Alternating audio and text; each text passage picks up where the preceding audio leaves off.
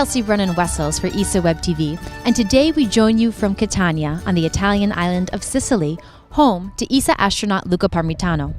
Now, Luca has been assigned a mission to the International Space Station in 2019. This will be his second time in space. During the last time, in 2013, he conducted over 20 scientific experiments, many of which were performed in the Columbus Laboratory. This year marks the 10th anniversary of Columbus in orbit. The state-of-the-art laboratory is ESA's largest single contribution to the International Space Station, containing an entire suite of research equipment that offers European scientists full access to a weightless environment that cannot possibly be duplicated on Earth. While a dedicated committee is responsible for choosing which experiments are undertaken, astronauts also get their say. Luca tells us more. Let's take a look.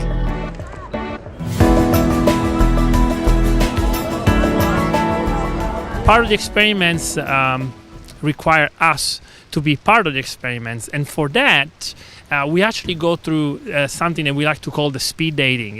It's an interesting process where the principal investigator will sit in front of the astronauts that is getting ready to fly and has about 5 minutes to present the main points of the experiment and convince the astronauts to participate in the experiment.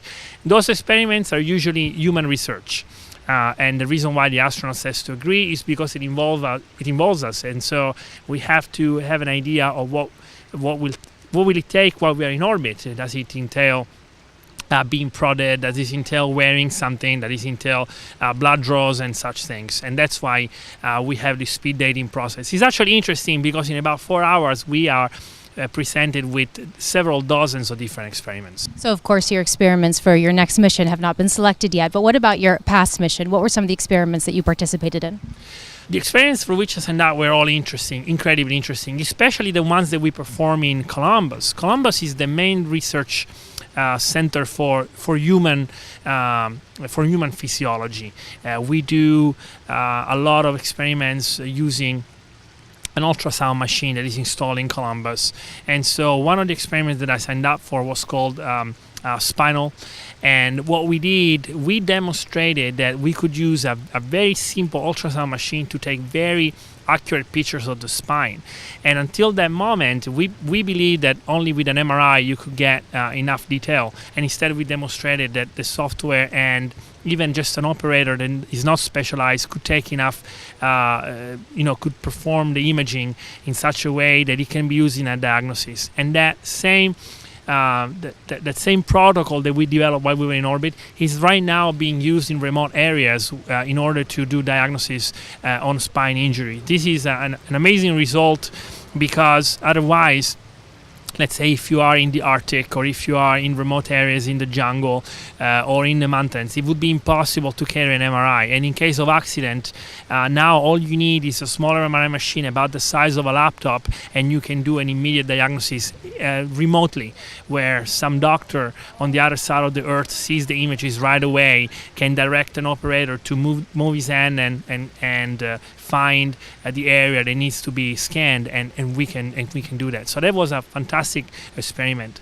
Another one that I participated in, that took part in Columbus partially, was an experiment about dieting to study what kind of balance of protein and potassium would give the least loss of calcium in the body. When you lose calcium from your bones is osteoporosis.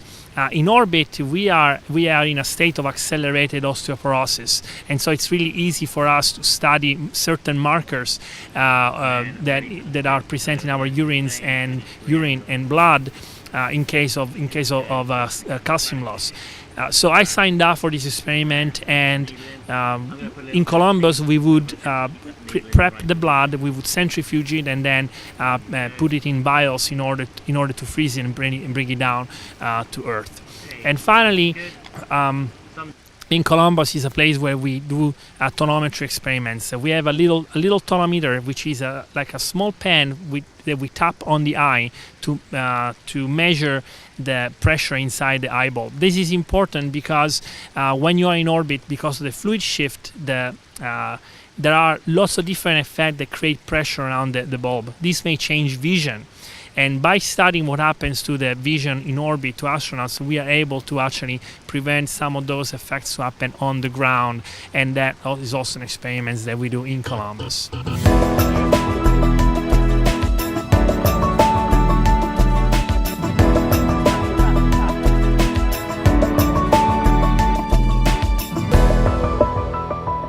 So with all these experiments, you must have felt like a guinea pig.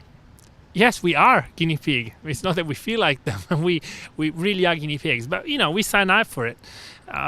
We want to be because, as a matter of fact, we know that we go, just like we usually say for the ISS, off the Earth for the Earth.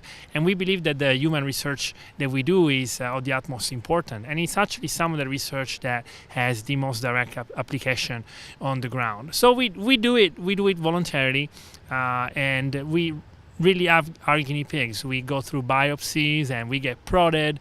While we are on the space station, we have to collect bodily fluids or swabs, and we get blood draws about once a week. We get things stuck in our eyes, but it's part of our job. So we do it with a smile on our face, and we are happy to do it. And you don't just do it in the Columbus lab, you also do it when you're back here on Earth. We do it before the flight, we do it in orbit, and then when we come back for about a year, there are follow-ups. The worst of it, the biggest part is about 6 weeks after you come back. Right away, initially, people would imagine that we come back from the space station. It's a 6-hour ride back to Earth from weightlessness to gravity, and they would leave us alone. But it's actually quite the opposite. The first couple of days are the hardest. It's when most of the effect of coming back is taking place. So the scientists, they really want to have a good look at what has happened to us in orbit and how we are readjusting. And so the first couple of hours, as soon as we come back, we are put through a series of tests, blood draw, biopsies, and then for about 2 weeks, we are constantly in the hands of scientists and doctors and physiologists, both to study us and to help us recover from the journey back. And how long does it take you to actually feel human again, feel like an earthling again? I don't know if you ever really come back to be an earthling after you've been in space. That is more of a philosophical question.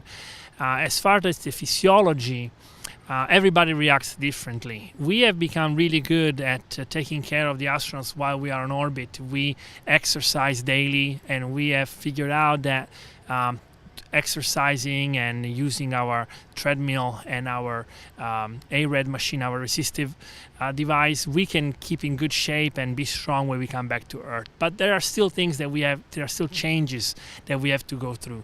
In my case, I started feeling normal about after 2 weeks, but in terms of performance, running or swimming, it took me about 6 weeks. But it may take up to 6 months to readjust for the 6 months of weightlessness. And emotionally, do you ever feel normal again? I hope not. I like to think that I left something up there that doesn't belong to me anymore, and I love the fact that I have the longing to go back. And I think that most astronauts will miss forever the sensation of being weightless and the views and the lifestyle that we are exposed to while we are in orbit. And that's why we want to go back. And what are you most looking forward to for your next mission? What I really miss and what I'm looking forward to is life on orbit. There isn't a specific thing, just like life on Earth. Is there something that I love about being on Earth? No, I love everything. I love life on Earth. I love the social aspects of it. I love the enjoyment of the seasons and how I can get involved in different aspects of life. Well, on the space station, because it's an enclosed environment, you get to live all of that at the same time for a short period of time. Only 6 months is relatively short, but everything becomes extraordinary when you look at from the point of view of being in orbit, and so that's what I'm missing.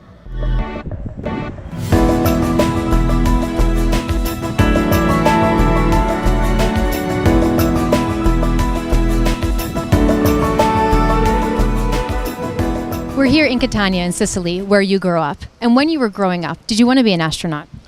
I certainly wanted to be an astronaut. I never really thought I'd be an astronaut. I always considered it more of a dream rather than something that would actually happen.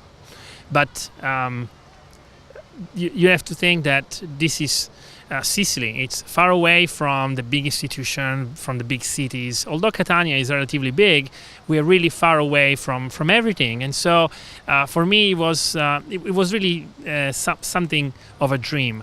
And it still sort of is amazing to me that here I am, 40 years later, actually living that dream. Do you have a message for the young dreamers of today? Well, I certainly do. First of all, I hope there are many dreamers out there. Dreams are important. They have to be considered dreams. What I mean by that is that to me a dream is to be basically impossible, and all to have those dreams is important because they give us energy, they give us direction, they give us light. But then to focus everyday light on projects, on something that we can actually realize, and that is what gives us satisfaction during our life.